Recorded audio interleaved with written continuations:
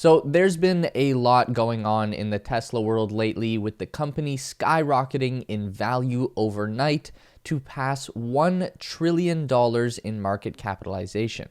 After spending most of this year tripping and falling and trading sideways, Tesla stock finally took off again like it did in 2020. And we know that there was a catalyst for that surge: the Hertz car rental deal that involved a bulk order of 100,000 Model 3 standard range vehicles at market value, which is obviously a major win for Tesla in more ways than one. But just like Elon Musk, we were a bit surprised to see that one factor move the valuation so much, because we know that high demand for Tesla vehicles is nothing new or special. They've never had a single problem selling cars. Tesla just have a problem building enough cars to satisfy everyone who wants to buy them. So there's something else going on here. The Hertz deal was undoubtedly the spark that lit a fire under the ass of a lot of investors, but the fuel for that fire has been building this whole time. Most people haven't been able to see it until now, but we've been watching all along. And in today's video, we are talking about the reasons why Tesla is worth $1 trillion right now, and why it's going to grow to a hell of a lot more than that in the future. It goes a lot deeper than rental cars. So let's get going.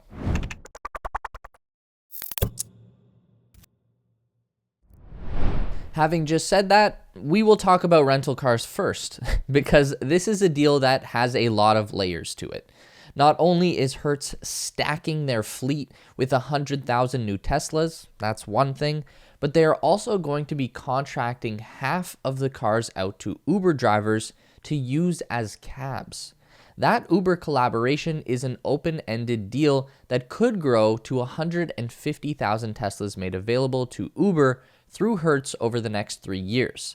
That could lead to Hertz doubling or even tripling their current order within that time frame, depending on how many of the cars they want to retain for their own rental fleet. So the reason that we love the rental car deal is that it puts people behind the wheel of a Tesla who would never get the opportunity otherwise. That is the biggest win, because electric cars are one of those things that a lot of people need to experience to fully understand, appreciate, and trust. And since Tesla doesn't have dealerships with lots full of cars for people to test drive, this basically fills that gap for them at no cost to Tesla. On the Uber side of the deal, the drivers will have the option to rent the cars from Hertz for $300 a week. That means this is going to be an option for full-time, serious drivers. That doesn't make sense for the people who just do Uber as a side hustle. So now we're at dozens of people per day riding in a Tesla, multiplied by tens of thousands of cars on the road. That's not the full experience of driving the car, but it's still an experience in a Tesla, and it's enough to influence a buying decision down the road. Add to the fact that Hertz took it upon themselves to promote the new Tesla fleet with a national advertising campaign featuring the GOAT himself, Tom Brady of all people. That might as well be a Tesla commercial, and Elon Musk didn't pay a dime for it. In fact, he got paid, both in dollars and in a stock valuation that has pushed him far into the lead for richest person in the world. And Elon Musk himself is an undeniable X factor for Tesla. Just the other day, Jay Leno said in an interview that Elon Musk is the reason that Tesla is the most valuable car company in the world. Because not only is Elon the CEO, but he is also the majority shareholder with more than 20% ownership. That means that Elon can do whatever he wants, like make the Model S the fastest car in the world and name it Plaid after a silly joke in the movie Spaceballs. Or use a weird-ass steering yoke thing instead of a steering wheel. At a regular car company, you'd be thrown out of the office for even suggesting crazy ideas like that. But Elon can do it, and he can get away with it because whether people love it or hate it, that vision makes Tesla unique, while all other cars look alike because everything else has to be designed by committee. So that's all some unprecedented business dealing. But is that enough to make Tesla worth $1 trillion? Because for a company that sells cars, $1 trillion is a bonkers valuation. And Tesla hit that number in just 18 years of operation. That's the fastest that any company in the history has ever reached $1 trillion in value, and there are only 5 companies in the world that have passed this mark. If we look at legacy automakers like Volkswagen, who seem to be the only one out of the bunch who are actually interested in not going out of business in 10 years, even still, they carry a market cap of about $120 billion. Why does Tesla carry 10 times the value while selling 1/10 the amount of cars? So every time we talk about Tesla's business model, we talk about their vertical integration. And that basically just means that the elements that make up a Tesla product, from the small components up to the big ones, are built and or designed by Tesla. That means they are the only car company who can actually design and manufacture their own battery cells, for example. Other companies like GM or Stellantis will tell you that they are opening a battery plant, but what they really mean is manufacturing battery packs. They do not and probably will never make their own cells. That can have repercussions, like with the Chevy Bolt. LG Chem made a batch of cells, and since GM had no oversight on the manufacturing end of those cells, they didn't know that there was a problem until their cars started bursting into flames. Clearly, that's a bad look.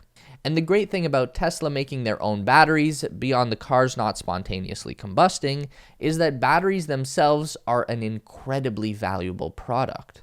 Tesla can use those battery cells for more things than just building cars, and that allows them to launch entirely new divisions of the business like Tesla Energy. Advanced high-capacity battery cells like the kind that go in electric cars are key to making sustainable energy projects actually work. Solar panels can turn sunlight into electricity, but that electricity needs a place to go. If the electricity goes straight from panel to house, then it will work great when the sun is shining, but doesn't work at all when the sun is set. If you put a battery in between the panel and the house, then you have a way to regulate the electricity. You can store excess power at high noon and then use it later during the night. That's the basic idea that Tesla Energy is built on. And this is an idea that is scalable all the way from a little cottage with a few solar panels and a home Powerwall battery, all the way up to a giant field full of solar panels, wind turbines, and megapack batteries that can power an entire city. Anyone who uses electricity is a potential customer for Tesla Energy. And the global renewable energy market reached a total revenue of $692 billion in the year 2020. And it's not slowing down. Tesla's own energy division accounted for about $2 billion worth of that 2020 revenue. Now, we're still 1 quarter away from finishing 2021, but from what we have seen so far, it looks like Tesla is on track to double their energy deployment in this year over 2020, and looking at their results from Q3 of this year, the energy division is starting to pass the break-even point. Tesla Energy accounted for 6% of the company's total revenue in the quarter at $806 million, with $803 million in costs.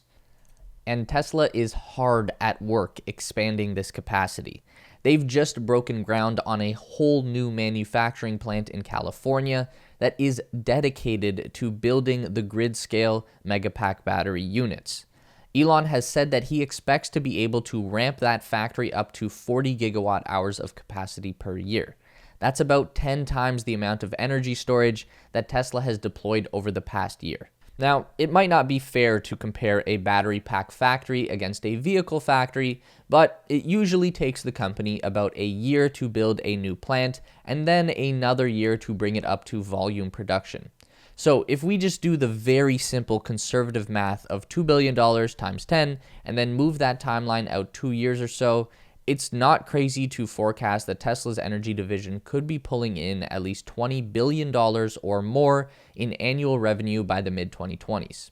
Now, going back to that idea of vertical integration, another key piece of the puzzle is Tesla's software division. Obviously, a fully electric car with self-driving capability needs a lot of code to do what it does, and Tesla writes all of that in-house. We know that the number one goal for Tesla's software team is to perfect the full self-driving program.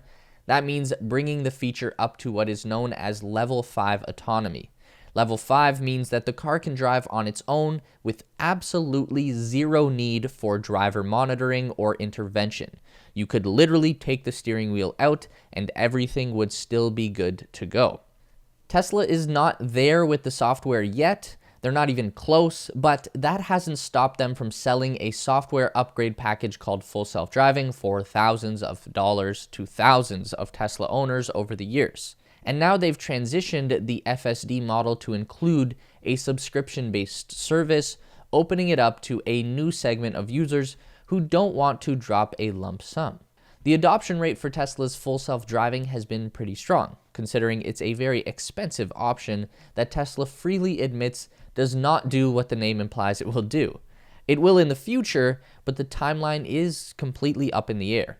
And if you want to sell your car before full self-driving is complete, then that money is gone and you have to buy it all over again, with the new car having never actually gotten your money's worth the first time around.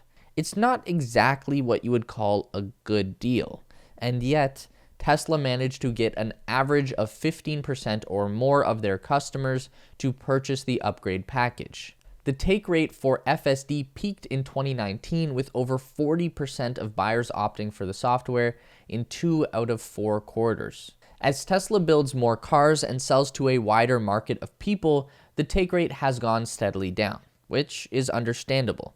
Back in the day, the only people that really wanted Teslas were those who fully believed in Elon Musk and the mission. Now, basically everyone wants to buy a Tesla because they've become trendy and people just want to look cool. So, FSD purchases hit a low point of 11% of cars sold in Q2 2021. Even still though, that's 22,137 people buying FSD at $10,000 a pop and creating over $221 million in revenue for 1 quarter. But like we said, FSD is constantly getting better, and we know that there are a bunch of crazy new self-driving features that are currently in beta testing that will be rolling out to all users sometime soon, probably by the end of this year.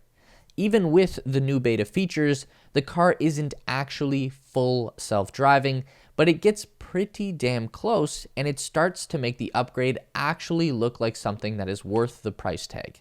And factor into that the new option to just pay $200 per month as a subscription-based service that you can start and stop whenever you like and transfer to any car you want.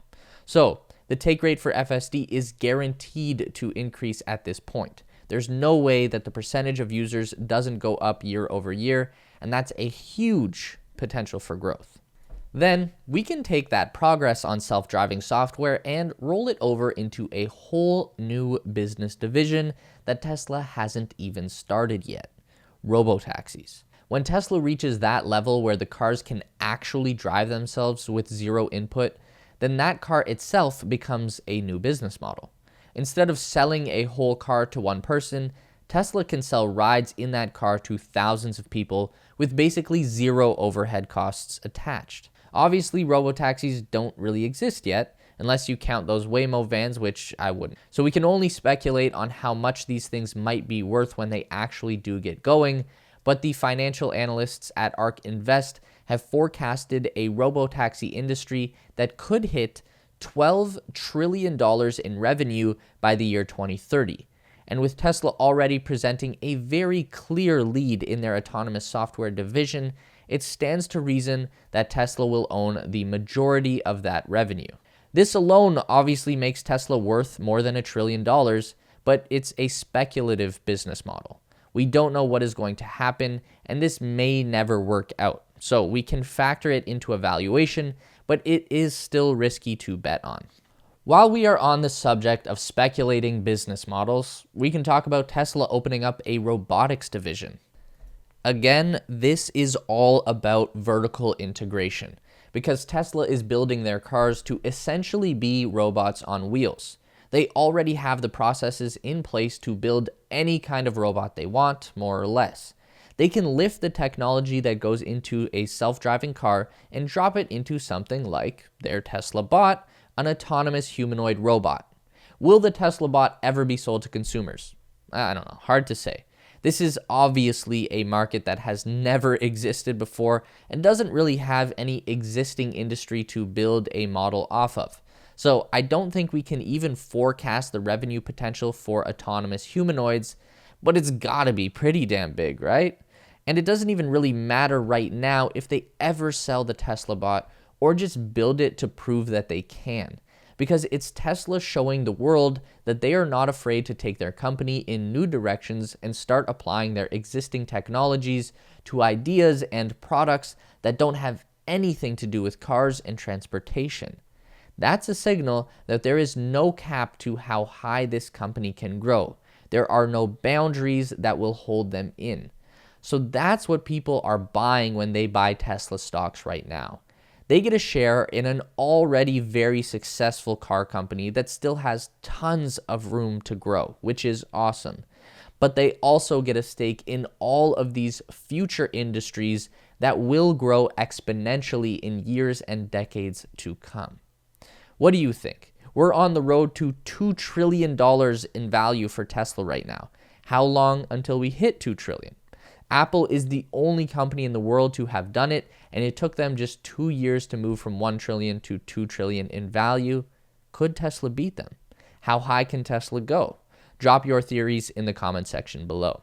For more Tesla news delivered straight to your inbox, make sure to subscribe to our Tesla Space newsletter. We keep you up to date on all things Elon Musk, Tesla, SpaceX, Neuralink, and Boring Company in one quick and fun to read package. Link in the description to sign up. It's theteslaspace.com. And make sure to drag our emails over into your primary inbox so we don't get lost in the promotions tab.